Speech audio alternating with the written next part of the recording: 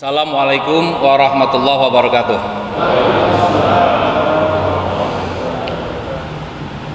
Alhamdulillahirabbil alamin wa bihi nasta'in ala umuri dunya waddin.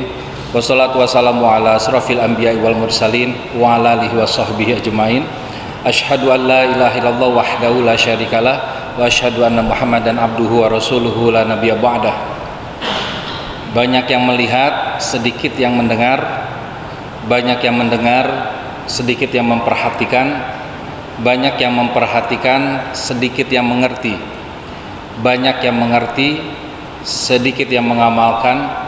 Banyak yang mengamalkan, sedikit yang ikhlas.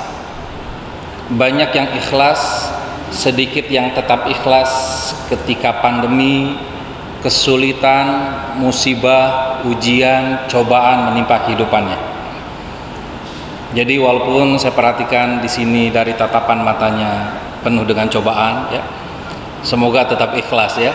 Amin ya rabbal alamin. Ya.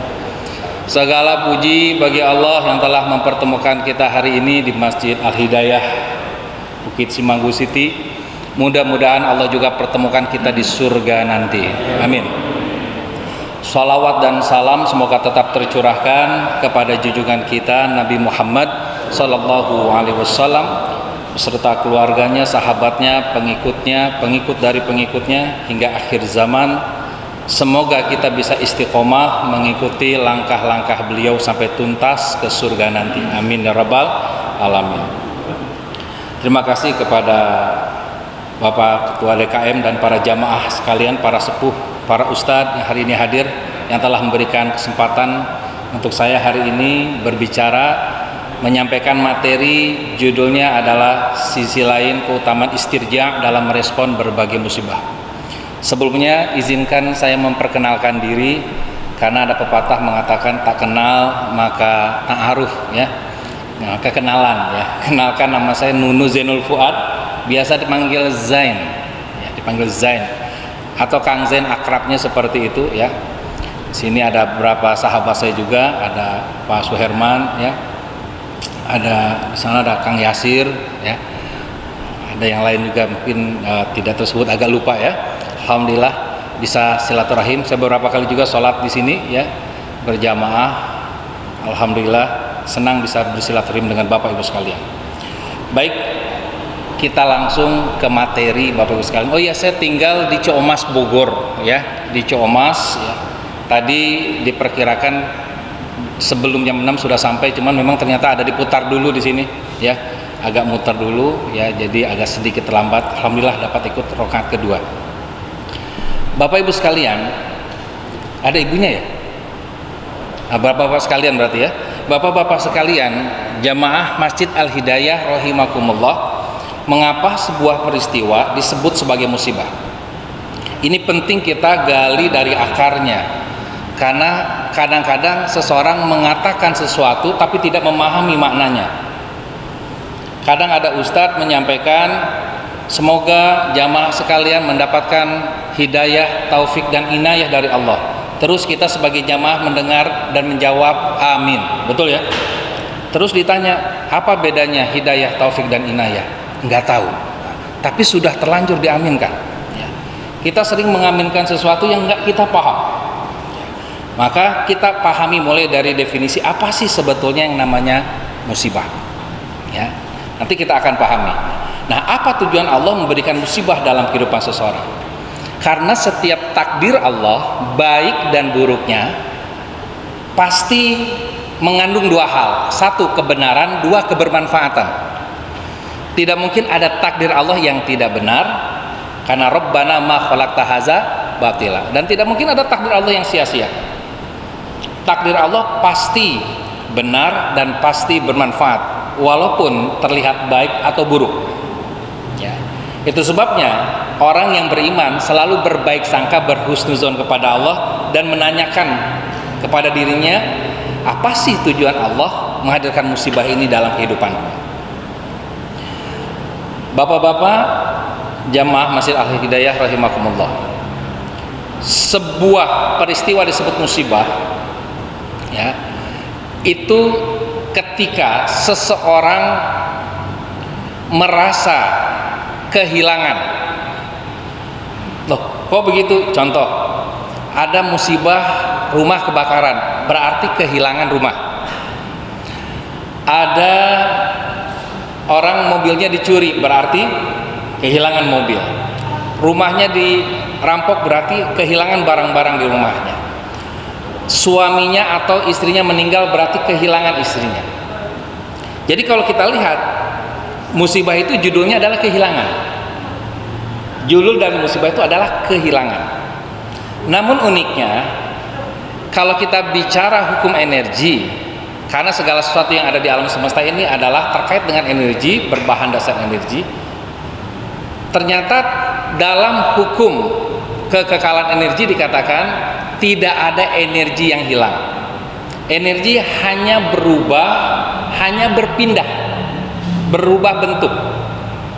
Contoh, ketika seseorang menyetrika, berarti energinya berubah dari energi listrik menjadi energi panas. Energi listriknya nggak hilang, hanya berubah dan berpindah menjadi energi panas. Tidak ada energi yang hilang. Bapak-bapak kesini ada yang bawa mobil, ada yang bawa motor. Terus diparkir di tempat parkir, setelah selesai sholat, pas dilihat motornya nggak ada. Nah, sebagian dari kita mungkin akan mengatakan, motor saya hilang. Padahal motornya hilang atau berpindah? Berpindah. Motornya tidak hilang. Tidak ada sesuatu yang dalam semesta ini hakikatnya hilang. Kenapa tidak ada yang hilang? Karena pada hakikatnya tidak ada yang memiliki apapun kecuali Allah Subhanahu wa Ta'ala. Itu sebabnya musibah terkait dengan, dalam tanda kutip, perasaan kehilangan. Kita nggak pernah kehilangan, kita hanya merasa kehilangan. Seseorang hanya merasa kehilangan, tapi seseorang tidak pernah betul-betul kehilangan. Nah, nanti apa kaitannya dengan istirja? Kita akan bahas setelah kita pahami apa sih tujuan Allah Subhanahu wa Ta'ala memberikan musibah dalam kehidupan seseorang. A'udzubillahi minasyaitonirrajim. Bismillahirrahmanirrahim. Ma asobaka min hasanatin faminallah, wa ma asobaka min sayyi'atin famin nafsik, wa arsalnaka linnasi rasula wa kafa billahi syahida. Apa saja nikmat atau kebaikan yang kamu peroleh itu dari Allah, dan apa saja musibah asobaka yang menimpamu, bencana yang menimpamu, maka itu karena perbuatan dirimu sendiri. Kami mengutusmu menjadi rasul kepada segenap manusia dan cukuplah Allah menjadi saksi. Dari ayat ini kita bisa memahami musibah itu adalah untuk menyadarkan kita bahwa musibah ini terjadi karena diri kita sendiri, bukan karena orang lain. Itu sebabnya ketika kesadaran itu belum bertumbuh, maka musibahnya yang bertumbuh. Bapak Ibu kalau mengamati kehidupan masing-masing, termasuk saya mengamati kehidupan saya, selama saya tidak berhenti menyalahkan orang lain, musibah tidak akan berhenti mendatangi saya. Tapi ketika saya mulai berhenti, oke, saya akui ini salah saya, maka musibah menjauh dalam kehidupan saya. Ya. Itu kita bisa belajar dari Nabi Yunus alaihissalam, yang awalnya menyalahkan kaumnya karena nggak mau dikasih petunjuk, lalu lari dari kenyataan, marah kepada kaumnya, dan dia berbaik sangka kepada Allah, Allah akan mensupportnya. Ternyata Allah tidak mensupportnya. Allah nggak suka sama orang yang suka memaksakan hidayah kepada orang lain. Maka ini masjidnya namanya Al-Hidayah, ya. Nggak suka Allah memaksakan, ya. Segitu Nabi, ya. Akhirnya dikasih peringatan Nabi Yunus dengan ditelan di dalam perut ikan paus. Di situ Nabi Yunus sadar, Nabi Yunus berhenti menyalahkan kaumnya dengan sebuah zikrullah yang terkenal, yaitu la ilaha illa anta subhanaka inni kuntu minaz zalimin. Yang intinya adalah, ya Allah, saya akui tidak ada Tuhan kecuali Engkau, saya akui yang suci cuma Engkau, saya akui yang zalim saya. Ketika Nabi Yunus mengakui yang salah dia bukan orang lain, yang salah dia bukan Allah, maka Allah menjauhkan dia dari musibah, diangkat kepada solusi. Nah, Bapak Ibu sekalian rahimakumullah, dalam Quran surat Al-Ankabut ayat 2 ya, juga disampaikan apa sih maksudnya seseorang itu diuji. Apakah manusia mengira bahwa mereka akan dibiarkan hanya dengan mengatakan kami telah beriman dan mereka tidak diuji lagi. Jadi tujuan musibah bisa jadi itu adalah ujian dari Allah Subhanahu wa taala, cobaan. Ya. Kalau tadi tujuannya adalah memperingati, peringatan ya, atau nasihat. Ya, kalau yang pertama, kalau di ayat ini ya di surat An-Nisa tadi ayat 79 adalah sebagai nasihat, sebagai peringatan. Di surat Al-Ankabut ayat 2 ini adalah sebagai penguat jiwa. Ya, penguat jiwa di sini, dikuatkan. Jadi seseorang itu diuji agar jiwanya semakin kuat. Ya. Sehingga apa? Imannya terbukti, tidak hanya sekedar kata-kata. Yang ketiga, berdasarkan surat Asy-Syura ayat 30, tujuan dari datangnya musibah dan apa saja musibah yang menimpa kamu maka adalah disebabkan oleh perbuatan tanganmu sendiri. Jadi pertama peringatan tujuannya, kedua dan Allah memaafkan sebagian besar dari kesalahan-kesalahan. Bapak-bapak rahimakumullah, ternyata tujuan berikutnya adalah agar Allah memaafkan dosa-dosa kita. Itu tujuan dari adanya musibah, membersihkan dosa-dosa kita. Kalau tidak ada musibah, maka dosa kita akan banyak. Jadi musibah itu penghapus dosa, nah begitu. Bahkan Allah menyampaikan Allah memaafkan sebagian besar dari kesalahan-kesalahan. Jadi dengan misalnya kita punya 10 kesalahan, Allah kasih satu musibah. Nah dengan satu musibah itu Allah maafkan 8 kesalahan, begitu. Saya ulang, ini sebagai gambaran ya. Misalkan kita punya 10 kesalahan, daripada 10 kesalahan ini dibersihkan di akhirat, kita nggak akan sanggup bapak sekalian. Karena di sana cuma ada neraka tempat pembersihannya, tidak ada pilihan yang lain. Maka kita lebih suka dosa-dosa kita dibersihkan di dunia. Cara membersihkannya melalui hadirnya musibah. Maka kita penting ikhlas menerima musibah yang Allah berikan agar bisa memaafkan, Allah memaafkan dosa-dosa kita. Kita punya 10 kesalahan ya. Lalu Allah kasih satu musibah ini akan memaafkan 8 kesalahan. Nah begitu. Ini makna yang bisa kita ambil dari memaafkan sebagian besar dari kesalahan-kesalahanmu dengan musibah yang ada. Dengan syarat kita menerima musibah itu ikhlas, ridho. Jadi musibah hadir sebagai apa? Di sini kita bisa melihat strukturnya, satu sebagai nasihat, peringatan tadi di surat 4 ayat 79, yaitu menyadarkan dan membuat kita jadi memperbaiki diri, berhenti menyalahkan orang lain. Kedua sebagai ujian atau cobaan, fitnah ya, agar kita menguatkan dan meluaskan jiwa kita dengan itu. Yang ketiga sebagai ampunan, maghfirah ya, agar kita dibersihkan dosa-dosanya oleh Allah Subhanahu wa taala. Maka dari sini aja kita sudah melihat orang-orang beriman akan mengatakan, "Oh, ternyata dapat musibah itu bermanfaat." Terkait dengan iman kita kepada takdir, iman kita kepada qada dan qadar, rukun iman yang keenam. Baik dan buruknya berasal dari Allah Subhanahu wa taala. Ada setidaknya 3 manfaat kalau saya dapat musibah ya.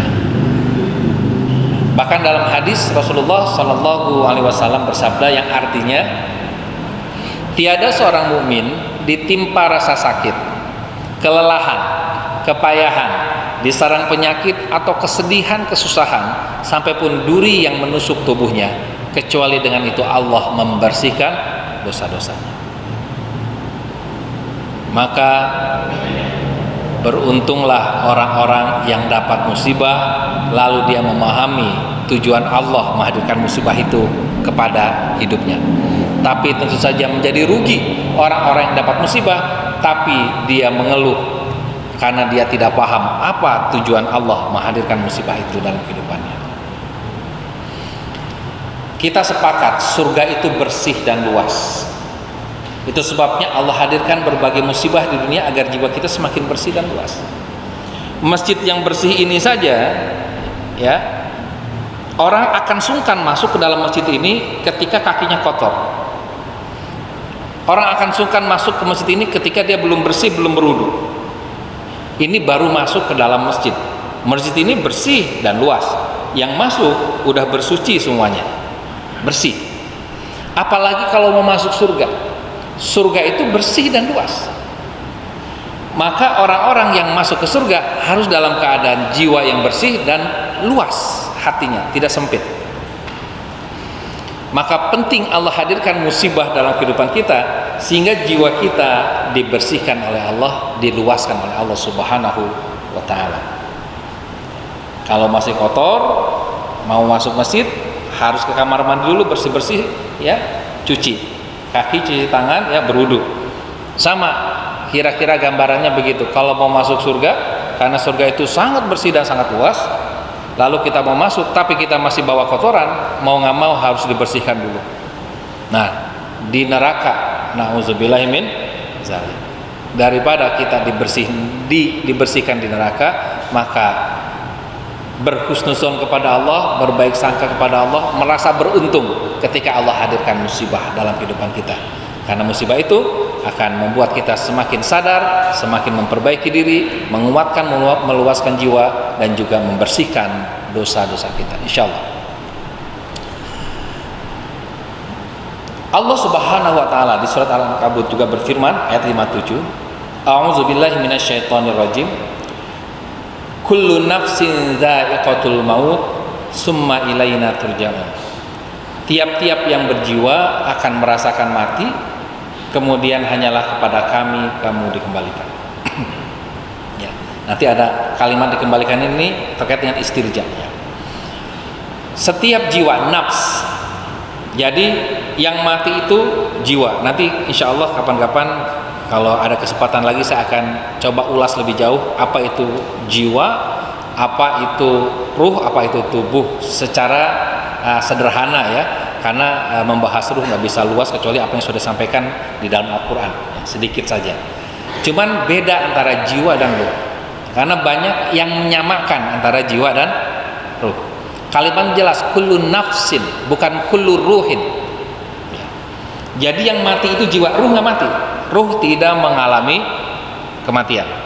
Yang mengalami kematian adalah jiwa ya, jiwa nafs ya. Nah, jiwa ini ada 3 model. Ada jiwa yang tenang, namanya nafsul mutmainnah. Ada jiwa yang sering menyesal, namanya nafsul lawamah.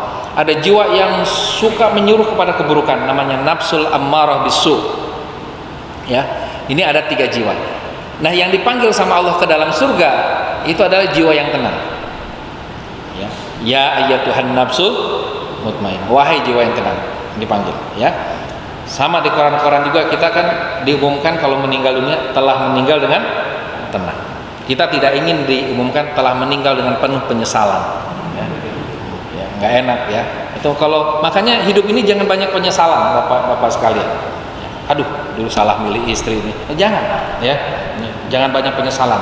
Aduh, salah nyuruh anak kuliah di sana. Aduh, jangan ya. Nggak ada takdir Allah itu yang salah ya. Aduh, salah nih jodohin anak saya sama dia, ternyata orangnya begini ya. Nggak ada yang salah ya. Kalau kita sering menyesali masa lalu, itu ciri-ciri kita nafsul lawamah, jiwa yang sering menyesal. Nah, matinya dalam keadaan menyesal nggak cocok masuk surga. Yang cocok masuk surga tadi yang jiwanya bersih dan luas, dia tenang jiwanya. Apalagi kalau jiwanya sering menyuruh kepada keburukan, itu lebih pantas banget masuknya ke neraka. Nauzubillahi min dzalik ya. Baik. Jadi sakit dan kematian ya, sakitnya jiwa ini kan mengalami 2 hal. Satu mengalami sakit, kedua mengalami kematian tadi. Ya. Sebetulnya sakit ini adalah latihan praktis menghadapi kematian. Contoh bapak yang sakit diabetes ya, diabetes berarti kan nggak boleh makan yang manis-manis, berarti sudah meninggalkan dunia yang manis-manis begitu. Bahasanya meninggalkan dunia yang manis-manis, itu meninggal dunia sebetulnya. Jadi sebetulnya sakit itu latihan praktis ya, untuk agar kita siap untuk meninggal dunia. Dia terkait dengan jiwa. Nah, sakit dan kematian adalah nasihat atau peringatan yang sangat ampuh untuk kita. Kenapa demikian, Bapak-bapak sekalian? Karena sakit, kematian menyadarkan kita bahwa ternyata segalanya di dunia ini cuma sebentar, sementara, dan kita pun semakin sadar agar segera kembali kepada tujuan awal kenapa kita dihidupkan oleh Allah Subhanahu wa taala. Kenapa ini penting kita pahami? Karena banyak orang kalau ditanya, ya, saya juga kadang ditanya masih sering salah jawabannya. Kang Zen, kerjaannya apa? Profesinya apa? Oh, trainer. Padahal kalau kita lihat arti dari profesi, ya, yang berasal dari bahasa Yunani, itu adalah pekerjaan yang ditekuni secara terus-menerus. Sebenarnya profesi itu kalau dalam bahasa aslinya itu nggak ada pensiunnya, itu profesi. Ya, maka profesi kita sebetulnya adalah sebagai Abdullah, hamba Allah. Jarang orang yang sadar ketika ditanya, kamu profesinya apa? Oh, saya sekarang sebagai hamba Allah. Jarang. Saya sebagai Abdullah. Kita jarang menganggap itu profesi karena tidak menghasilkan uang. Padahal menjadi karyawan Allah itu juga menghasilkan banyak uang juga, ya. Salah satunya uang itu, ya. Nah, Bapak-bapak sekalian rahimakumullah, dengan adanya sakit dan kematian, kita segera disadarkan oleh Allah, ingat profesi kamu itu adalah sebagai Abdullah. Jangan sampai kita mati bukan keadaan sebagai Abdullah. Ini ditegaskan oleh Allah Subhanahu wa taala dengan kalimat yang sangat tegas. Ya. Jangan sampai kita keburu sakit terus mati tapi belum sampai kepada ketegasan ini. Yaitu surat Az-Zariyat ayat 56, A'udzubillahi minasyaitonirrajim. Wa ma khalaqtul jinna wal insa illa liya'budun. Dan tidak aku ciptakan jin dan manusia kecuali untuk mengabdi kepadaku. Jadi bahasanya sangat tegas, Bapak-bapak sekalian. Saya kasih uang ke istri saya, Lala, saya panggilnya Lala ke istri saya. La, ini saya kasih uang 100.000, ya, untuk beli makan siang hari ini. Oke. Sama Lala sama istri saya dibelikan. Ternyata cuman habis 80.000. Yang 20.000-nya disimpan boleh aja sih, ya, karena kalimatnya lurus. Tapi kalau kalimatnya tegas, lah, saya nggak akan kasih uang 100.000 ini kecuali untuk makan siang. Nggak berani kan melanggar, karena ada kata tidak dan kecuali. Allah pun sama, menyampaikannya dengan kata tegas. Allah tidak menyampaikan dengan kalimat lempeng biasa. Dan aku ciptakan jin dan manusia untuk mengabdi kepadaku. Bukan begitu kalimatnya, tapi saklek kalimatnya. Dan tidak aku ciptakan jin dan manusia kecuali untuk mengabdi kepadaku. Artinya nggak ada kerjaan lain selain mengabdi kepada Allah. Jadi apapun yang kita lakukan, bersenang-senang, itu pun harus dalam rangka niat beribadah, mengabdi kepada Allah Subhanahu wa taala. Karena tegas, ya. Tegas. Dan ini dipertegas di surat Al-Bayyinah ayat 5. A'udzubillahi minasyaitonirrajim. Wa ma umiru illa liya'budullaha mukhlishina lahuddin hunafa. Dan tidak, ya kan gitu sama ya. Dan tidak aku diperintahkan kecuali untuk mengabdi kepada Allah. Jadi kalimatnya sama, yaitu mukhlishina lahuddin, dengan seikhlas-ikhlasnya bagi din hunafa yang lurus. Dengan cara apa? Wa yuqimus shalah, mendirikan salat, wa yutuz zakah, menunaikan zakat, wa zalika dinul qayyimah. Demikianlah din yang lurus, agama yang lurus. Jadi ini Allah kasih kita di sekitar kita, termasuk kita, ya, sudah pada pernah ngerasain kan, ya, sebagian Covid sudah, ya. Saya juga sudah merasakan, ya, wah ini sudahlah beres, selesai nih kayaknya gitu. Udah ada pikiran begitu, ya, selesai nih kayaknya. Tapi ternyata alhamdulillah, ya, masih dikasih kesempatan oleh Allah Subhanahu wa taala untuk bisa mengabdi, untuk tetap hidup, alhamdulillah. Nah, bapak-bapak sekalian, ketika kita dalam keadaan sakit yang parah, maka disitulah kita kadang sadar, oh iya, tugas saya ini sebetulnya mengabdi kepada Allah Subhanahu wa taala. Saya nanti kalau sembuh biar lebih mengabdi kepada Allah Subhanahu wa taala. Ya, dengan musibah pandemi ini salah satunya, karena yang kekinian pandemi, maka kita disadarkan untuk kembali ke profesi kita yang sebenar-benarnya, yakni sebagai hamba Allah. Maka aneh orang sudah dikasih sakit, sudah diperlihatkan banyak yang meninggal di sekitarnya, tapi belum juga sadar profesi. Ya, belum sadar bahwa profesi kita sebetulnya adalah hamba Allah. Apa ciri-ciri hamba Allah? Itu tadi, semua milik Allah dan semua pasti kembali kepada Allah Subhanahu wa taala. Inilah istirja, ya, yaitu ketika kita meyakini segala sesuatu milik Allah. Kita nggak punya apa-apa, sehingga apa? Kita tidak akan pernah merasa kehilangan. Kenapa seseorang merasa kehilangan? Karena dia merasa memiliki. Semakin kuat perasaan memilikinya, pasti semakin sakit ketika kehilangan. Pasti semakin sakit. Misalkan masker ini saya kasih lem biasa aja, ya, lem biasa lah, atau kayak lem nasi gitu. Saya tempelkan di sini, Bapak Ibu. Maka ketika saya ingin lepaskan, dia akan mudah. Tapi kalau saya kasih lem power glue, campur lem uhu, campur lem Korea, ya, campur Aika Ibon, ya, saya tempelin di sini, maka ketika saya lepaskan akan sangat sulit. Tapi dia harus lepas karena bukan pada tempatnya di sini. Maka ketika saya lepaskan, pasti akan melukai pipi saya. Di situ saya akan mengatakan, "Oh, sakit." Nah, di sini kita belajar kapan rasa sakit itu hadir, karena kita melekat begitu kuat dengan makhluk, dengan dunia. Ketika kita terlalu kuat perasaan memilikinya, pasti akan semakin sakit ketika kehilangan. Maka siapa yang bilang tuh, ya, ada yang bilang yang sakit itu bukan ketika kehilangan uang, tapi yang sakit itu adalah ketika ditinggal pas sedang sayang-sayangnya, kan begitu, ya, ya. Itu kan melekat sedang sangat kuat, ya.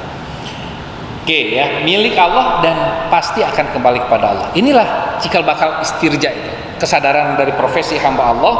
Kita ketemu musibah itu hadir agar kita sadar profesi bahwa kita adalah hamba Allah. Bagaimana hamba Allah yang sadar profesi, meyakini dia itu nggak punya apa-apa, dia hanya dititipi sesuatu oleh Allah, ya, semuanya milik Allah dan pasti akan kembali kepada Allah Subhanahu wa taala. Maka sebuah peristiwa dianggap musibah, yakni tatkala mereka yang tertimpa peristiwa itu menjadi merasa kehilangan atau merasa takut kehilangan. Kalau kita nggak merasa kehilangan, berarti nggak ada musibah. Ya, musibah itu hadir karena kita merasa kehilangan atau merasa takut kehilangan. Ya, kok begitu? Ya, bagaimana sekarang pertanyaannya?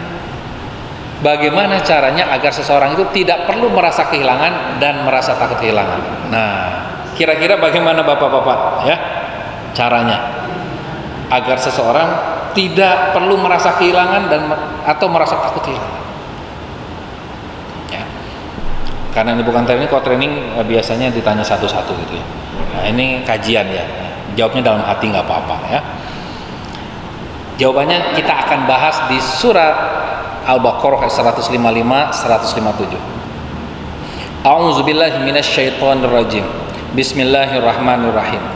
Walanabluwannakum bisyai'im minal khaufi wal ju'i wa naqsim minal amwali wal anfusi was samarat wa basyiris sabirin.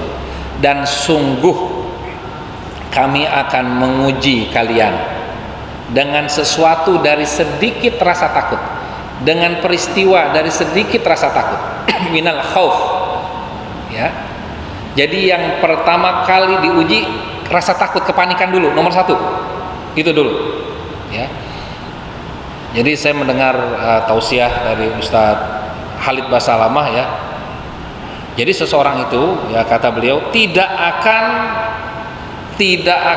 bisa kena sihir kalau dia tidak takut dengan sihir. Maka biasanya ditakut-takuti dulu, kamu saya sihir, kamu saya santet. Udah takut. Udah takut seperti itu baru masuk santetnya. Ya. baru masuk. Jadi memang rasa takut itu pintu penyakit. Rasa takut kepada makhluk itu pintu penyakit turunnya daya tahan tubuh, imun dan iman. Ya. Tapi Allah akan uji kita dengan sedikit rasa takut, walju', habis itu lapar. Nah pandemi ini pas banget, takut nggak bisa makan kan gitu, nggak ada kerjaan. Ya, apalagi kemarin PPKM level 4 ya. Walju' wa naqsim minal amwal, dan kekurangan duit. Ya, wal anfus, dan juga kekurangan jiwa. Kekurangan jiwa ini ada dua, satu sakit, dua mati. Ya, was samarot, dan kekurangan buah-buahan. Ya, dalam pemanaannya bisa kita manakan kekurangan buah-buahan itu adalah kurang vitamin. Mau beli vitamin susah. Ya sempat kemarin vitamin B kompleks susah dicari ya. Vitamin D juga susah ya. Tetapi ini yang uniknya, udah tahu Allah uji dengan rasa takut ya. Jadi takut apapun ya, termasuk lewat tempat yang gelap takut ya, takut mau keluar, mau beli sesuatu takut ya, takut terpapar corona, itu juga bagian dari takut ya. Cuman ketika kita tertimpa takut ya, lapar ya, tertimpa kekurangan harta, maka Allah mengatakan kalimat yang luar biasa, wabasyir sobirin, dan berikanlah kabar gembira kepada orang-orang sabar. Sedang takut disuruh bergembira, kabar gembira. Biasanya sedang takut, sedang ini kan kita sedih, disuruh membroadcast yang gembira-gembira kepada orang. Berikan kabar gembira kepada orang-orang sabar. Siapa orang yang sabar itu? Alladzina idza asobathum musibatun qalu inna lillahi wa inna ilaihi raji'un. Yaitu orang-orang yang apabila tertimpa musibah, mereka meresponnya. Qalu, mereka segera meresponnya, inna lillahi wa inna ilaihi raji'un, dengan kalimat sesungguhnya kami milik Allah dan kami pasti akan kembali kepada Allah. Berarti dia kembali ke sadar profesi sebagai Abdullah, milik Allah dan kembali kepada Allah. Kenapa penting orang kena musibah itu mengucapkan istirja? Biar dia tahu sebetulnya dia tidak kehilangan apapun, tidak kehilangan siapapun, karena semuanya milik Allah. Justru selama ini sebagian dari orang merasa memiliki sesuatu yang bukan miliknya, sehingga Allah tegur dengan musibah, sehingga dia sadar, oh iya, innalillah, semua itu milik Allah kok ternyata.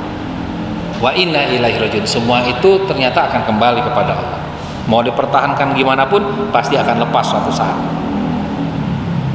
Nah, ini bagian dari zikrullah istirja yang seharusnya diucapkan dengan tenang, seharusnya. Ini tetangga kita meninggal dunia, kita responnya gimana? Baca istirjanya biasanya nomor 1, innalillahi wa inna ilaihi raji'un, atau yang kedua, innalillahi wa inna ilaihi raji'un. Kapan? Biasanya yang pertama apa yang kedua, Bapak Ibu? Yang pertama ya, luar biasa kalau yang pertama ya, karena banyak yang kedua ya tegang, padahal namanya zikir itu tenang. Innalillahi wa inna ilaihi raji'un. Kapan kejadiannya? Innalillahi wa inna ilaihi raji'un. Kok bisa? Kapan sih? Banyak orang yang tegang. Sama dengan istighfar, astagfirullahaladzim, itu yang benar. Astagfirullah, kok gitu sih? Nah itu nggak benar ya. Nada suara itu pengaruh ke suasana hati ya, itu ada dalam ilmu komunikasi ya. Kenapa harus bergembira? Tadi kita sudah belajar, ternyata minimal setidaknya ada 3 manfaat ketika seseorang dapat musibah, maka kita harus bergembira. Apa itu tadi? Ya, ternyata sebagai peringatan atau nasihat, kedua sebagai ujian, cobaan yang menguatkan, dan 3 sebagai ampunan yang membersihkan dosa. Maka Allah Subhanahu wa taala menegaskan ya di ayat 157-nya, kenapa sih harus bergembira? Ya. Ulaika alaihim shalawatum mir rabbihim, dan mereka itulah ya, atas mereka ya, shalawatum mir rabbihim, mendapatkan sholawat dari Tuhan mereka. Bapak Ibu, biasanya yang dapat sholawat siapa dari Allah? Nabi Muhammad Sallallahu Alaihi Wasallam. Sekarang bapak-bapak sekalian pasti pengen dong dapat sholawat juga dari Allah. Gimana caranya? Caranya ridho dengan musibah, dengan istirja. Emang sholawat itu apa? Sholawat itu bahasa gampangnya hubungan spesial, privilege, VVIP. Ya, sehingga ketika kita sudah dapat sholawat dari Allah Subhanahu Wa Taala, maka koneksi kita semakin pada Allah semakin kuat, doa kita akan semakin mustajab. Ya. Itu sebabnya hati-hati yang menganiaya orang lain, karena doa orang yang teraniaya itu privilege khusus, ya, terhubung langsung dengan Allah Subhanahu Wa Taala. Ya. Karena ketika dia teraniaya, dia beristirja, berserah diri kepada Allah, hati-hati. Ya. Nah, Bapak-bapak sekalian rahimakumullah, dapat sholawat mir rabbihim dari Tuhan mereka, warahmah, dan dapat rahmat. Wah, luar biasa, dapat rahmat. Termasuk yang meninggal dunia, kalau kita istirjakan insya Allah dapat rahmat. Dalam hadis dikatakan rahmat Allah itu ada 101 diberikan di dunia, yang 99 diberikan di akhirat. Artinya wajar kalau kita menenangkan seseorang yang kehilangan, sudah nggak apa-apa, dia pergi karena dia lebih disayang Allah. Nah, gitu. Lebih disayang Allah, betul. Karena rahmatnya di akhirat 99, dapat rahmat. 1 dapat sholawat, 2 dapat rahmat. Wa ulaika humul muhtadun, dan mereka itulah yang mendapatkan petunjuk. Bapak Ibu, bapak-bapak, ya, jamaah Masjid Al-Hidayah rahimakumullah, kita lihat ternyata musibahnya 1, ya, tetapi kalau kita respon dengan positive feeling, dengan kabar ini, kabar gembira musibah ini, ya, dengan kalimat istirja, kita yakin, kita berbaik sangka kepada Allah, maka musibahnya 1 dapatnya 3. Musibahnya 1 dapatnya 3. Apa dapatnya? 1 dapat sholawat, 2 dapat rahmat dari Allah, 3 dapat petunjuk. Maka inilah keutamaan istirja. Sisi lain dari istirja yang banyak nggak dibahas, karena beberapa kali saya perhatikan ketika ikut pembahasan tentang istirja hanya sampai ayat 156, ya, agak jarang dibahas sampai 157-nya. Padahal itulah yang membuat wabasyiris sabirin, dan berikanlah kabar gembira kepada orang-orang yang sabar. Gimana nggak gembira? Musibah 1 dapatnya 3. Seperti kita kalau beli sesuatu ke mall, ya, atau kemana, ya, atau di marketplace, beli 1 dapat 3, kan senangnya luar biasa, ya. Masya Allah, tabarakallah. Baik, ya, izin saya sampai jam berapa? Sampai azan, ya? Azannya setelah ini selesai, ya? Jadi sampai ya, oke, ya, baik, azan lewat dikit mungkin, ya. Jadi mari sama-sama bapak-bapak sekalian rahimakumullah, kita ubah rasa memiliki sekarang. Ubah rasa memiliki menjadi salah satunya merasa dititipi. Tetapi ternyata enggak semuanya titipan. Ya, karena yang namanya nitip itu begini. Ya. Saya nitip uang sama Pak Imam. Pak Imam itu yang mana? Ah, itu Pak Imam, ya, sudah komunikasi Pak Imam, ya. Saya titip uang sama Pak Imam, saya titip uang ini 1 juta, ya, besok saya ambil. Uang 1 juta itu boleh nggak dipakai sama Pak Imam? Tidak boleh. Karena apa? Titip, ya. Sama Allah kalau nitip sesuatu sama kita, berarti nggak boleh kita pakai dong, ya. Maka nggak semuanya titipan, ya. Kayak anak itu memang titipan, nggak bisa dipakai, ya, nggak bisa dipakai, ya. Tetapi kebanyakan yang Allah berikan sama kita itu adalah pinjaman yang harus kita kembalikan dalam bentuk tanggung jawab, atau hak guna pakai saja. Yang sifatnya bebas, gratis, itu hak guna pakai berarti, ya, yang dipertanggungjawabkan nanti di akhirat, ya. Nah, itu sebabnya kita penting meresponnya dengan baik musibah ini, dengan responsibility, tanggung jawab. Itu kan bahasa Inggrisnya responsibility, yang kalau dipisah responsibility artinya kemampuan merespon. Oke ya.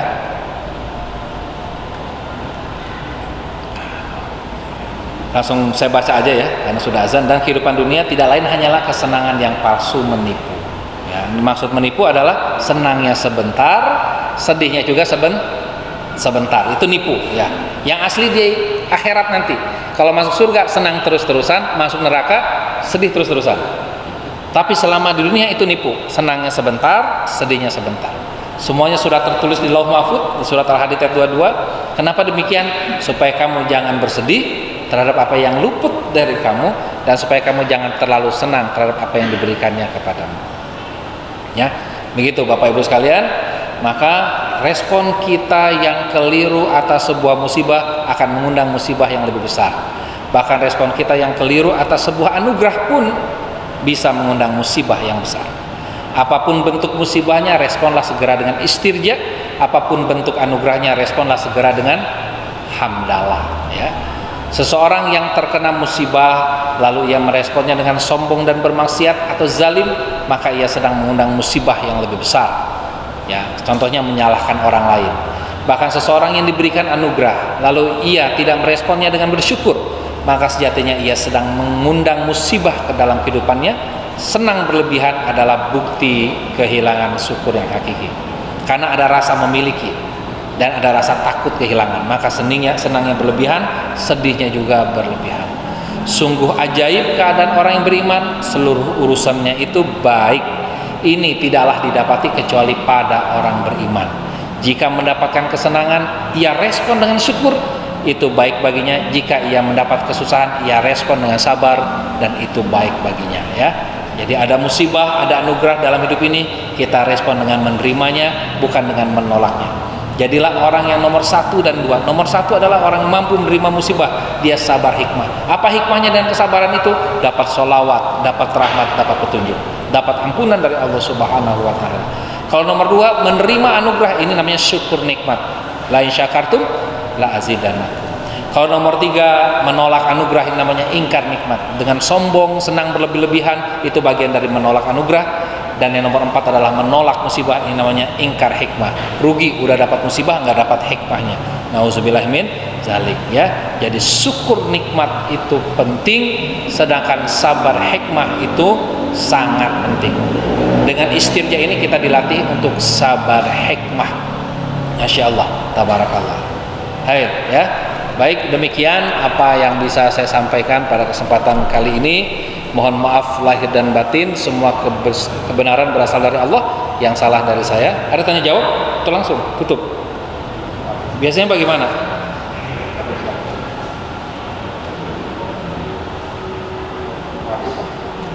Sudah ya? Ya. Baik, demikian sekali lagi. Assalamualaikum warahmatullahi wabarakatuh.